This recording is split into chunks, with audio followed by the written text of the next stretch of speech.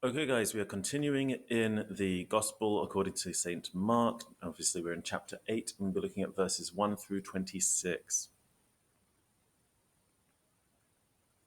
In those days, when there was again a great crowd without anything to eat, he called his disciples and said to them, I have compassion for the crowd, because they have been with me now for 3 days and have nothing to eat.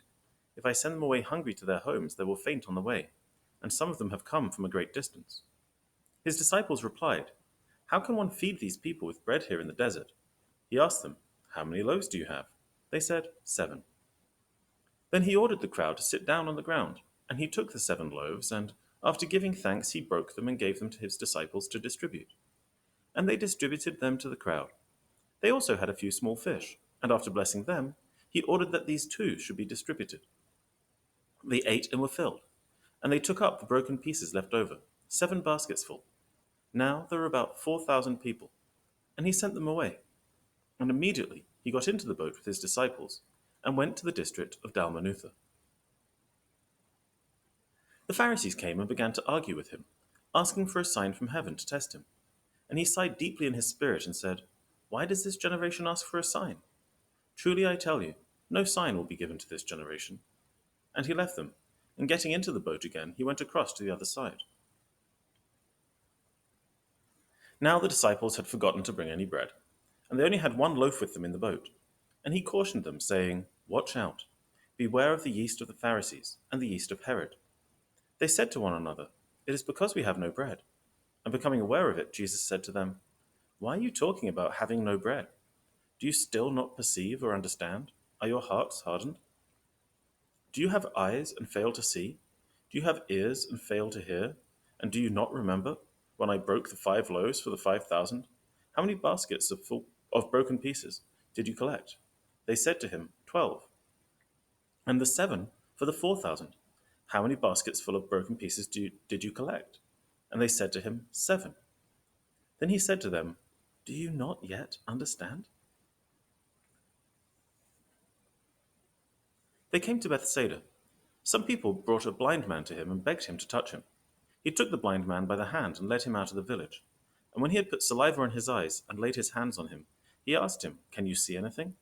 And the man looked up and said, I can see people, but they look like trees walking. Then Jesus laid his hands on his eyes again, and he looked intently, and his sight was restored, and he saw everything clearly. Then he sent him away to his home, saying, Do not even go into the village. The Gospel of the Lord. So, lots to unpack here. Let's start from the beginning. So you're probably getting deja vu here because you've seen the feeding of the 5,000 just 2 chapters before, and now we have the feeding of the 4,000. But I do think there's a significant difference. The first one was happening in the area where most of the Jewish people were living, whereas as we learned in the last chapter, Jesus has moved north and he's hanging out with a lot of people who are Gentiles, non-Jewish people. And so Jesus is performing an incredibly similar miracle for them. And I think this is a obvious intent that he's saying, I am the savior for all of mankind, not just the Messiah promised to the Jewish people. I thought it was interesting in verse 4 when his disciples ask him, How can one feed these people with bread here in the desert, even though their ancestors wandered through the desert for 40 years and were fed with bread from heaven? So, just an interesting thing that they're kind of forgetting the power that God has. And once again, we're seeing that number that comes up a lot, 7, 7, 7. Is once again those numbers that we see a lot in the Bible, 3, 7, 12, 40, and here we're seeing that symbolism again. And then the last little interesting piece is Dalmanutha. What on earth is Dalmanutha? Well, if you look it up on a map, you won't find it, but they've done some archaeological digging, and it's believed that Dalmanutha was actually has been found on the northwest region of the northwest coast of the Sea of Galilee. So now you know. Then we have the Pharisees demanding a sign. They ask for a sign from heaven, which no wonder Jesus sighs deeply in his spirit. He's already fed 9,000 people miraculously. He's healed somebody who is deaf and mute. He's delivered people from demons. He's even rescued Jairus' daughter from the dead. And they are still asking for a sign from heaven. He's given so many signs from heaven. No wonder he's exhausted and just says, well, if you can't see the ones you've already seen, you you'll think that no sign will be given to you. So I'm not surprised he sighed a bit on that one. And then the disciples, once again, they've forgotten to bring bread. They're not very prepared, these guys, probably not Boy Scouts. And they only have one loaf with them in the boat. So that's their main concern, is that they're out of food. Jesus' main concern is, he says, watch out for the yeast of the Pharisees and the yeast of Herod. They think he's talking about yeast needed for bread. But what he's actually saying is, beware of the teaching, beware of the sustenance that they will give you. What you really need to focus on is the teaching that Jesus provides.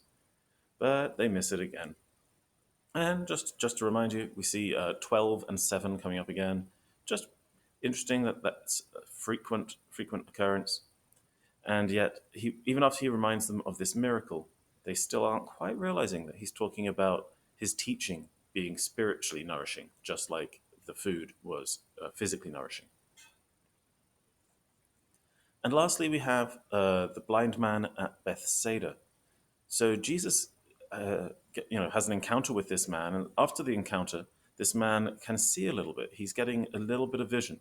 But it's not until he gets that second encounter with Jesus, his hands are laid again, that his sight is restored, and he sees everything clearly.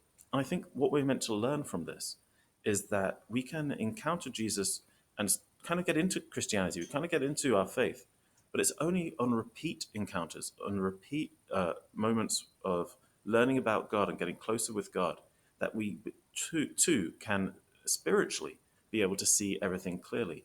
I think the metaphor is there for a reason, and I think it's really helpful. So I hope that was useful to you guys, and I will be checking in again tomorrow with another bit of Bible study. All right, leave any questions in the comments. Thanks, guys.